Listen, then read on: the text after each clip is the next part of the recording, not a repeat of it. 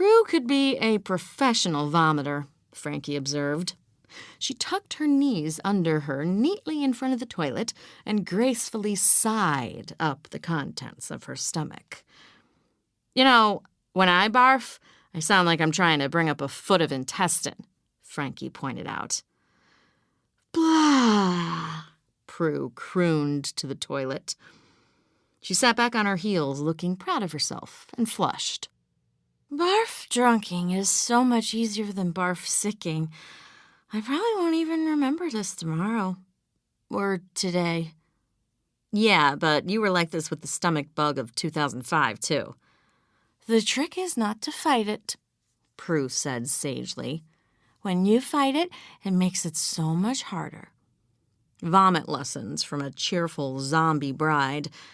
At least this was keeping her mind off of the satisfied ache in every well-used muscle, off of the naked man down the hallway who had shown her things in the dark that she couldn't comprehend in the daylight. Where's your husband? Frankie asked, handing Prue a glass of water. My husband is sleeping under the head table on the terrace, Prue said proudly. Now, tell me exactly how you got beard burn on your neck. Her neck wasn't the only place she'd gotten it, but she wasn't about to mention her inner thighs right now. Aiden and I had sex, Frankie admitted. Prue started cackling. Geez, what? You laugh any harder, and you're going to spew again. I was just thinking that I can't wait to tell this story at your wedding. Why would you tell the story at my wedding? Frankie asked, horrified.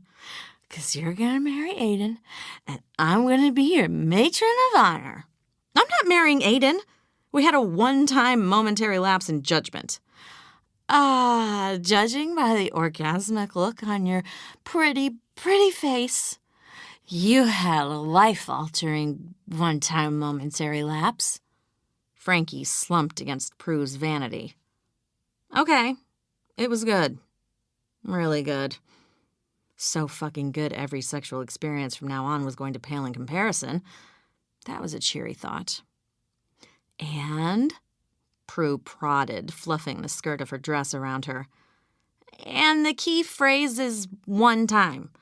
We are not each other's types, no matter how good in bed we are together. Okay.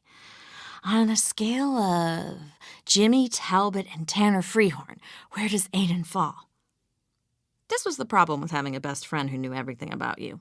She created sex scales based on your worst and best experiences. Jimmy had been her first and sweetly awkward. Tanner was a random hookup at a New Year's Eve party 10 months ago who had given Frankie her first multiple orgasm. Ugh, don't make me do this, Frankie begged. You have to, Prue ordered. It's in the friendship rules. Jimmy to Tanner, go. Tanner +3, Frankie mumbled under her breath. She traced the grout line with her finger, refusing to meet Prue's eyes.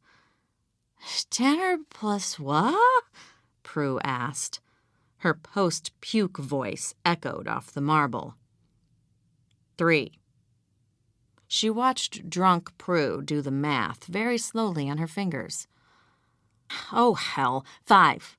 I had 5 orgasms, okay? Is that even physically possible? Prue shrieked. Wait, hang on. She leaned over the toilet bowl and blahed again. She bobbed back up, perky as a morning TV show host who hadn't just thrown up a carafe of champagne. 5 orgasms in one night? Yeah, I think it's like a superpower or something. Or something all ridiculously rich dudes could do. Could money buy sexual prowess? No wonder women were always chasing them. I am so happy for you. Prue stabbed the air with her finger to emphasize every word. Again, one-time thing, Frankie pointed out. But let's talk about how happy I am for you, Mrs. Stockton Randolph. Did you see my ring? Prue asked. Frankie had seen it approximately 19 times since the ceremony. I would love to see your ring. What kind of ring do you think Aiden will get you? Prue asked, closing one eye. She slid down to lay on the marble floor, her dress puffing up around her. No ring. No more sex either. But he's good enough for you, Frankie. Okay, you're clearly all heart eyes and alcoholed because you're telling me to marry the guy whose brother kidnapped your fiancé on the eve of your wedding. I forgot about that. But still, Aiden is amazing. He's also a perennial bachelor who likes to swap out his women every month. And again, brother kidnapped Chip. Prue waved a dismissive hand. Details, details.